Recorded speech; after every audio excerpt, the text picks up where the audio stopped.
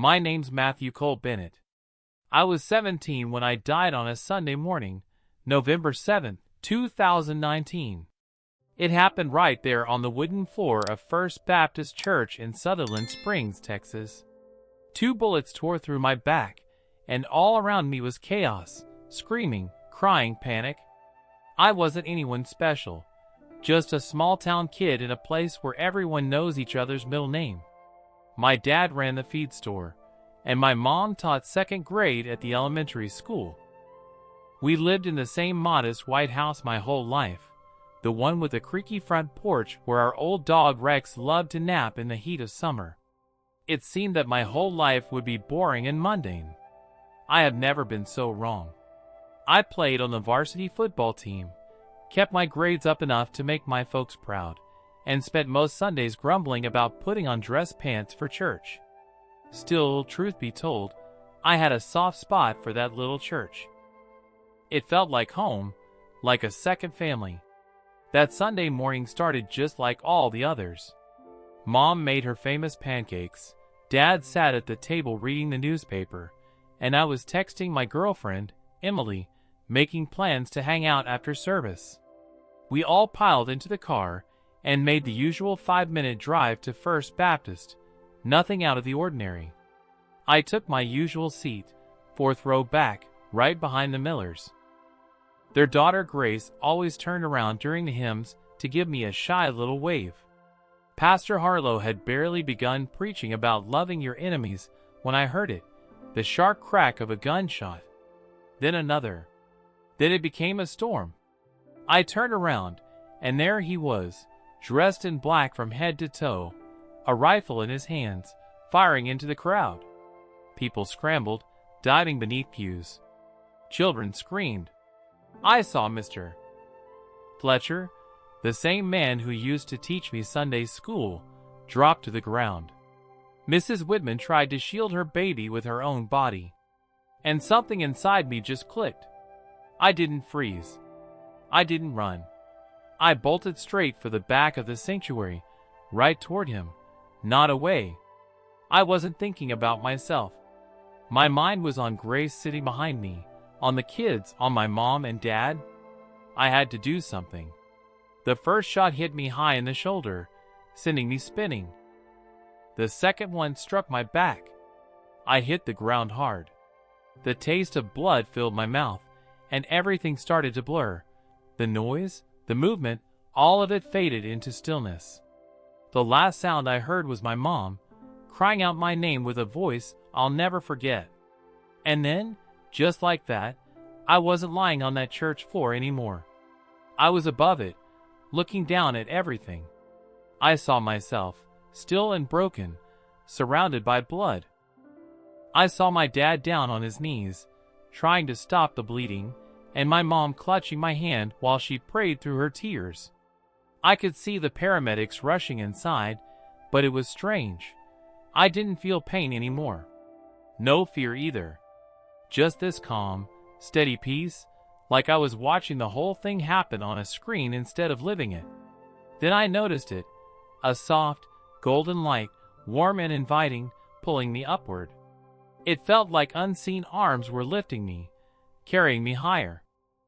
And instead of being scared, I felt more alive, more awake than I ever had in all my years on earth.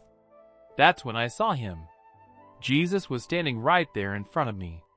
And let me tell you, nothing I'd ever seen in Sunday school, no movie or picture, had ever come close to what I saw in that moment.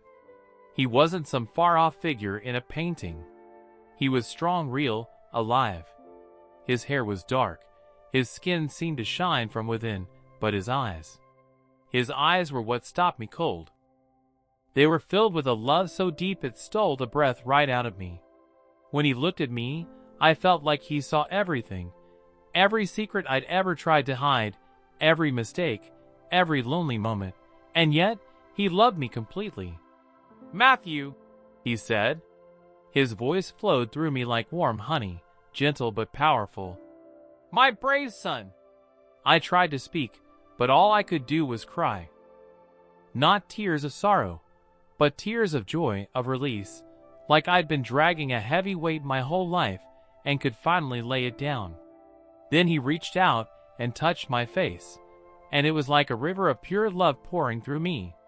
It was bigger, stronger, more overwhelming than anything I had ever felt. Like being wrapped in sunlight that was alive.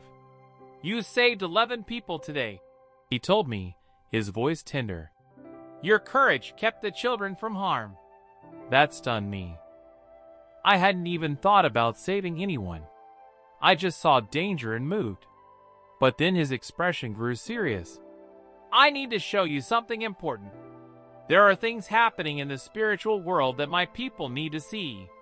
In an instant, the light was gone. We were standing on the edge of a place darker and more terrifying than I could have ever imagined. The very air felt wrong, heavy. From far off, I could hear screams and cries, and the smell, it was like sulfur and rot, the stench of death itself. "This," Jesus said softly, "is where souls arrive when they die consumed by murder and hatred. Look, Matthew." And then I saw him, the man who had stormed into our church, the one who had killed me and so many others. He was trapped in a pit of blackness, thrashing, screaming in torment. But it wasn't just physical pain. His face showed something worse. He understood. Finally, he understood the horror of everything he had done. Every life stolen, every family broken, every ounce of terror he had unleashed, it all came crashing down on him at once. And it would never end. "He chose this," Jesus said, his voice thick with sorrow. "Every time he clung to anger instead of forgiveness, every time he fed his rage instead of reaching for help, every time he silenced my voice calling out to him, he was making this choice." Then I noticed something that made my stomach drop even further. He wasn't alone. There were many others. Men and women who had attacked schools, churches, and innocent places. All of them were swallowed by the same darkness, suffering the same endless torment. They all walked the same road. Jesus told me. They pushed away my voice until their hearts went completely silent. They chose hate instead of mercy, destruction instead of love. They struck at my people, my houses of worship, my children, and now they live with the result of their choice. All around, I saw hideous shapes, demons, real and cruel. They circled those lost souls like vultures, jeering, replaying every hateful word, every violent thought, every chance they'd ignored to turn back. Their torment wasn't just fire or pain. It was the unbearable weight of knowing exactly what they'd thrown away. "Lord," I asked with a trembling voice, "couldn't you have stopped them before it came to this? Couldn't you have rescued them somehow?" The sorrow in his eyes was deeper than anything I'd ever seen. "Matthew, I called to them again and again," he said. "I placed people in their path to show them love. I gave them moments, opportunities, escapes from their anger. But love cannot be forced. It must be chosen freely. They rejected me, and in doing so, they rejected life itself." Then he opened my eyes to the battle behind every act of violence. I saw angels surrounding broken men and women, urging them toward peace. I saw demons whispering lies, feeding their rage, luring them with false promises. It was a tug-of-war over every soul. "When my people are attacked," Jesus said, his voice now thundering, "it is not just an assault on them, it is an assault on me. And those who join that war against innocence, this is where their rebellion leads." But then everything shifted. Darkness gave way to brilliance. I saw light, dazzling and alive. Rising into it were the very people who had fallen in that church. Pastor Harlow stood there, younger, radiant, beaming with joy. The Dalton family, all 8 together, laughing and embracing without a trace of pain. 27 souls, welcomed into paradise, as if the heavens themselves were celebrating. "They are my martyrs," Jesus said. "They died because they were seeking me in my house. Their reward is greater than anything earth can imagine." Then he turned back to me, gripping my shoulders with a strength that filled me with fire. "Matthew, this is why I send you back. My people must know the truth. Every time someone dares to bring evil through the doors of a church, hell rejoices. Satan believes he can scatter my flock with fear." I saw visions of half-empty sanctuaries, parents too frightened to bring their kids, families staying home instead of worshiping, children dreaming of gunfire instead of singing hymns. "This is what the enemy longs for," Jesus said. "He wants my people hiding instead of gathering. He wants them broken apart, alone, silenced. He wants children kept away from my presence." Then he showed me how these tragedies ripple outward. Some people lost faith entirely, convinced God had abandoned them. Others grew bitter and angry, turning on one another. Whole communities fractured under the weight of fear. But Jesus' voice cut through the vision, strong and unshakable. What Satan never tells them is this: every strike of evil can be turned into victory. Every blow against my church can ignite greater faith if my people choose to trust me. And every saint who falls in my house rises as a warrior in my kingdom. Tears streamed down my face as he revealed what came next. For every life stolen, he showed me dozens more hearts turning toward him, neighbors finding hope, families forgiving, communities uniting. Churches were not destroyed, they were strengthened. His name was lifted even higher in the middle of sorrow. "The enemy plots destruction," Jesus said firmly, "but I weave it into redemption. What he meant for ruin, I will always bend toward good for those who love me." Then he locked eyes with me, and I felt eternity itself pressing into my soul. "Matthew, you must go back and tell them," he said. "Tell my people this: do not bow to fear. Do not let terror scatter you. Keep gathering, keep worshiping, keep teaching your children. My house is a sanctuary, not because evil never tries to enter, but because I am there." His voice dropped lower, tender but commanding, like every word carried eternal weight. "And tell them this," Jesus said, his voice firm as stone. "Anyone who has raised a hand against my children, anyone who has spilled innocent blood, will stand before me. No one escapes justice. They may hide for a time, but on that day, before my throne, every deed will be laid bare." What you've just witnessed, Matthew, is only the beginning of their eternal sentence. His tone softened, but the weight of his words remained. "But also tell them this: even now, while breath still fills their lungs, there is mercy. My grace is greater than their darkest sin.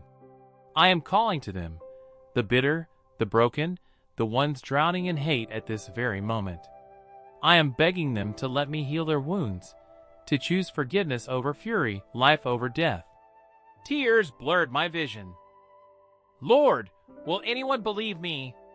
Will my words even matter?" Jesus smiled, and his smile was like dawn breaking over a dark valley. "You've already changed the story. Today you saved 11 lives, and through your testimony, many more will be saved. Some will return to church even though fear whispers at their door. And some, even those playing evil, will hear your voice and lay down their weapons instead of lifting them."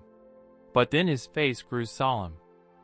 "Matthew, you must understand this. The battle isn't over. More attacks are coming. The enemy knows his time is short. He will stir up more hatred, more violence, more attempts to drive my people apart. But my promise remains. I walk with my people even in the valley of shadows." He showed me one final vision. I saw churches bursting with people who refused to bow to fear. I saw children laughing in Sunday school classrooms. I saw communities bound tighter together, their faith glowing brighter because they chose courage instead of retreat. "This is my will," Jesus said. "That love outlasts fear. That faith overcomes terror. That light drives out darkness." Then I felt it, a pulling, like a tide drawing me backward. My heart sank. "Lord, please, don't send me back," I pleaded. "It's too perfect here. Too peaceful. I want to stay." He drew me into his arms, and for the first time, I understood what it meant to be held by a perfect father. "My son, your work isn't finished," he whispered. "Your parents still need you. The world needs your story. And I need you as my witness." The pull grew stronger, and his voice echoed as everything faded. "Remember this. You are never alone. I am with you until the end. And one day, sooner than you think, you'll return here forever." The next instant, I was choking, coughing up blood in the back of an ambulance. Machines beeped wildly. My chest felt like it was on fire, for lines tugged at my arms, a tube down my throat. "He's back," a paramedic shouted. "We've got a pulse." Through the haze, I saw my mom gripping my hand, tears streaking her face. "Matthew, oh, thank God, you came back." I would later learn I had been gone for 17 minutes. No pulse. No brain activity. For shocks to the heart. They were about to call it when, against every medical expectation, my heart started beating again. At the hospital, one of the doctors just shook his head in disbelief. "I've been doing this for 24 years, he muttered. "With your blood loss and how long you were down, you shouldn't even be alive. At the very least, there should be brain damage. But your scans? Completely normal. Frankly, it's impossible." But I knew better. It wasn't impossible. It was Jesus. I wasn't the same anymore. My body healed faster than anyone thought it could, but my soul was forever changed. For weeks, I could barely speak of it. Every time I tried, the memory of his love overwhelmed me, and I'd break down in tears. Slowly, I started sharing. First with my parents, then with other survivors. Eventually, with reporters who came asking questions. The shooter had murdered 27 people that day. Pastor Harlow's daughter, Olivia, only 15 years old, and 8 members of the Dalton family among them. But I later learned something I hadn't realized in that moment. When I ran toward him, not away, it distracted him just long enough. In those few seconds, 11 people escaped out a side door. 11 lives spared. But that isn't the reason I'm telling you this story. I'm telling it because I made a promise to Jesus. If you're someone burning with anger, feeling forgotten, abandoned, or filled with rage, hear me clearly. That road you're on leads to hell. I've seen it. I know where it ends. And it's worse than you can imagine. But there's still hope. Jesus is calling your name even now. He wants to take that anger and replace it with love. He wants to heal the wound inside of you before it swallows you whole. Don't wait another day. Don't feed the hate. Drop to your knees and let him help you choose life. And if you're someone afraid to set foot in church again, afraid to bring your children because of what might happen, I understand that fear. But don't let it win. That's exactly what the enemy wants. He wants silence. He wants isolation. He wants God's house empty. Your church needs you. Your children need to know Jesus.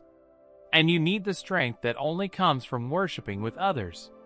Yes, there is risk. Yes, evil may try again. But I promise you this. If something happens to you while you're in God's house seeking Him, you will step straight into paradise. And if nothing happens, then you stand strong as part of His army, pushing back the darkness in this broken world. If you struggled with faith because innocent people die in places that should feel safe, I understand. Truly, I do. Before this happened, I might have asked the same questions. But now I've seen what most people never do, the bigger picture. Evil never gets the final word. Every injustice will face judgment. Every tear will be wiped away. And God's love, steady, unstoppable, eternal, always wins in the end. The man who took my life and the lives of 24 others? He's in hell today. Not because God wanted him there, but because he kept choosing anger over healing, hatred over forgiveness, violence over peace. That was his decision. But the ones he murdered? They're more alive than ever. They're in paradise, radiant with joy that no bullet can ever take away. I know, because I've seen it with my own eyes. I've stood in that light. I've felt the love in Jesus' gaze, and I've also glimpsed the horror that awaits those who reject him. Friend, you still have a choice. But time is not endless. Every new sunrise is Jesus calling your name. Every time you feel pulled toward kindness instead of cruelty, that's him. Every moment you have the chance to forgive instead of holding bitterness, to trust instead of fearing, to love instead of hating, that's him reaching for you again. Don't turn him away. Because I've seen what happens to those who refuse. And I've also seen the breathtaking paradise waiting for those who say yes to him. My name is Matthew Bennett. I was dead for 17 minutes, and I returned with both a warning and a promise. The warning is this: hell is real. It is full of people who chose hate, rage, and violence over love. The promise is this: heaven is real too. Jesus himself is preparing a place for everyone who chooses him. So now it comes down to you. Which path will you take? Don't wait. Don't assume there's more time. Tomorrow isn't guaranteed. But today, right now, you can choose life, peace, and love that never ends.